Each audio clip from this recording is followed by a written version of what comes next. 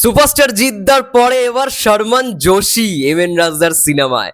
Hi everyone, আমি রূপম চলে এলাম নতুন ভিডিও নিয়ে। বন্ধুরা, রাবণ, সত্যি কথা বলতে জিদ্দাকে যেরকম ভাবে রাবণে প্রেজেন্ট করা হয়েছিল এবং রাবণে যে অ্যাকশন ছিল, সত্যি মানে বাংলা ইন্ডাস্ট্রিতে ভাই আমি তো অন্তত এইরকম লেভেলের অ্যাকশন দেখিনি এখনো। বলো ভাই, যদি বাংলায় কোনো ভালো অ্যাকশন মুভি হয়ে থাকে, রাবণ এক নম্বরে রয়েছে, আর সেকেন্ড হচ্ছে অঙ্কুশদার মির্জা।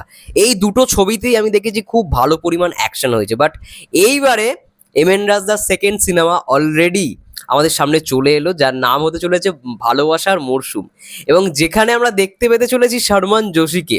ভাই, শর্মান জোশীকে এতদিন হিন্দি সিনেমায় দেখেছি, এবার বাংলা সিনেমায় হঠাৎ এটা মানে আনএক্সপেক্টেড একটা ব্যাপার, ঠিক আছে। এবং সে খুব শীঘ্রই কলকাতায় আসবে, বাংলা শিখবে, এমনটা আমি আর্টিকেলটায় পড়ছিলাম। আমি পুরো আর্টিকেলটা এখনো পড়িনি। যাই হোক, খুব ভালো খবর, মানে সকাল সকাল আমি অন্তত মানে এত ভালো খবর আমি এক্সপেক্টই করিনি। মানে শর্মান জোশী সে বাংলা সিনেমায় কাজ করছে এবং M N Rajdar second film এটা হতে চলেছে, ঠিক আছে, ভালোবাসার মরশুম। তো খুব ভালো লাগলো। জিদ্দার মানে রাবণ সিনেমা 2022 সালে বেরিয়েছিল, 22 সালের পর 23 সাল 24 সাল চলে গেল, বাট এম এন রাজদার কোনো সিনেমা আমরা মানে অ্যানাউন্সমেন্ট পেয়েছি, বাট কোনো সিনেমা এলো না। এটাই আর কি ভাবছিলাম যে কবে তার নতুন সিনেমা আসবে।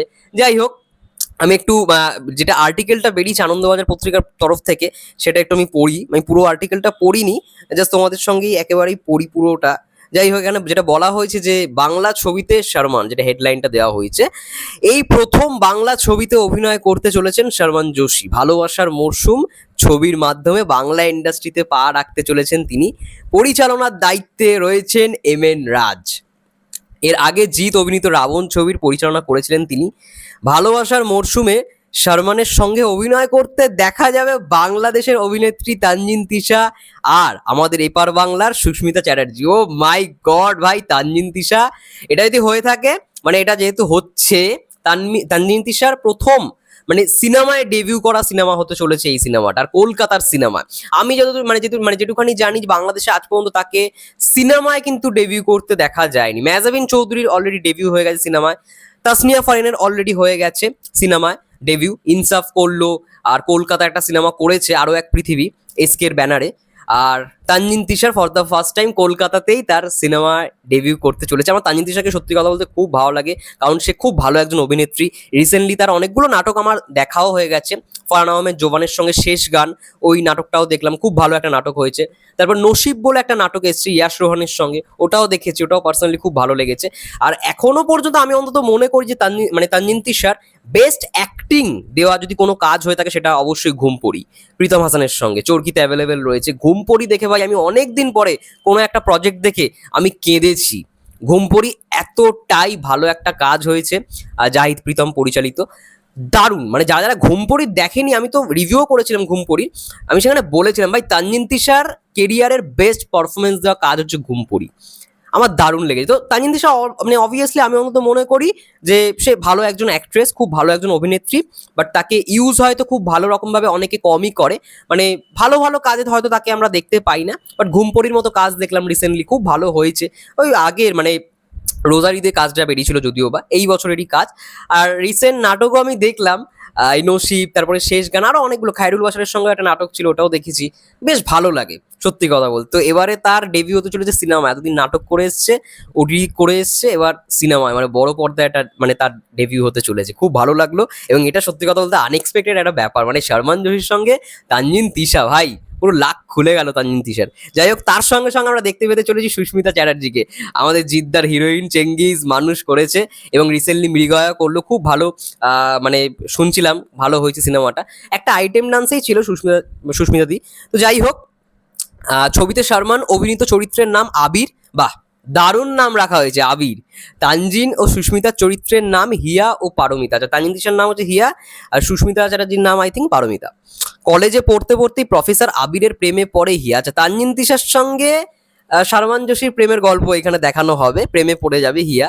কিন্তু আবির তখনও ভুলতে পারেনি তার প্রাক্তন প্রেমিকা পারমিতাকে। আচ্ছা, সুস্মিতা চ্যাটার্জির সঙ্গে তার একটা মানে এক্স সম্পর্ক ছিল, সে ভুলতে পারেনি। কিন্তু শেষমেশ হিয়ার প্রেমে ধরা দেয় আবির, তাদের বিয়ে হয়। কিন্তু বিয়ের পরেই হিয়ার সঙ্গে আবিরের সম্পর্ক পাল্টাতে থাকে, হিয়াকে এড়িয়ে চলতে থাকে সে, কিন্তু কেন তা বুঝে উঠতে পারে না হিয়া।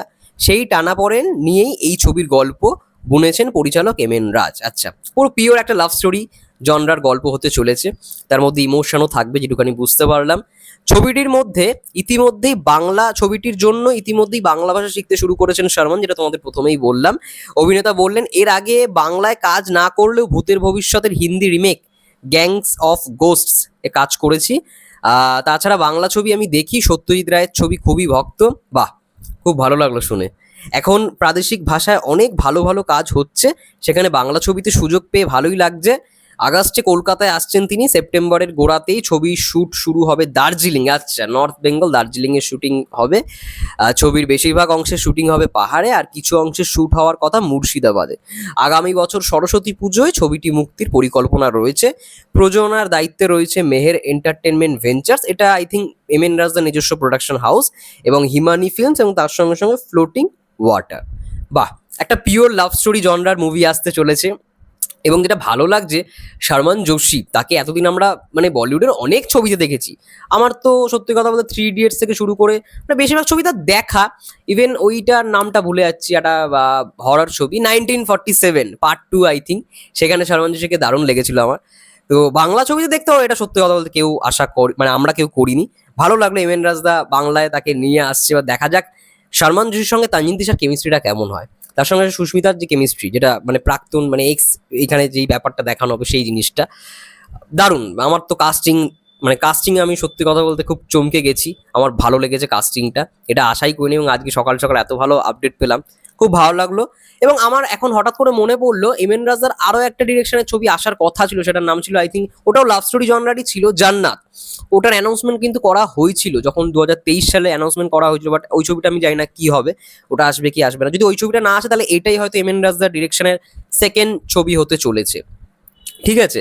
আর রাবণ তো তার ফার্স্ট ছবি, রাবণ দিয়ে সে জয় জয়কার করে নিয়েছে। আমরা চাই সে আরো ভালো ভালো ছবি করুক, লাভ স্টোরি জনরার কাজ আসছে, আই থিঙ্ক ভালো লাগবে। স্বয়ং তানজিন তিশার তো একটা হিউজ ফ্যান ফলোয়ার্স রয়েছে বাংলাদেশে। আমি জানি না সিনেমাটা বাংলাদেশে রিলিজ করবে কি করা হবে না, বাট কলকাতাতেও আই থিঙ্ক তানজিন তিশার অনেকে নাটক দেখে, অনেকে পরিচিত, তানজিন তিশাকে অনেকে সবাই চেনে।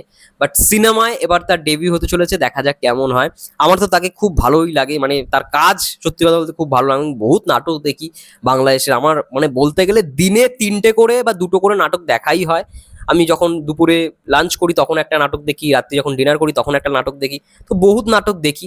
এই রিসেন্টলি শেষ গান ফরহান আহমেদ জোবানের সঙ্গে বেশ ভালো লাগলো তানজিন তিশার ওই নাটকটা, আমার ভালো লেগেছে, ইউটিউবে অ্যাভেলেবেল রয়েছে, দেখতে পারো ওটা। প্লাস মেহমুদুর রহমান হিমির সঙ্গে একটা ওটিটির কাজ এসেছিল দীপ্ত টিভিতে, ওটা আমার দেখা হয়নি, কি নাম ছিল, একটা ইনভেস্টিগেটিং থ্রিলার ওটা।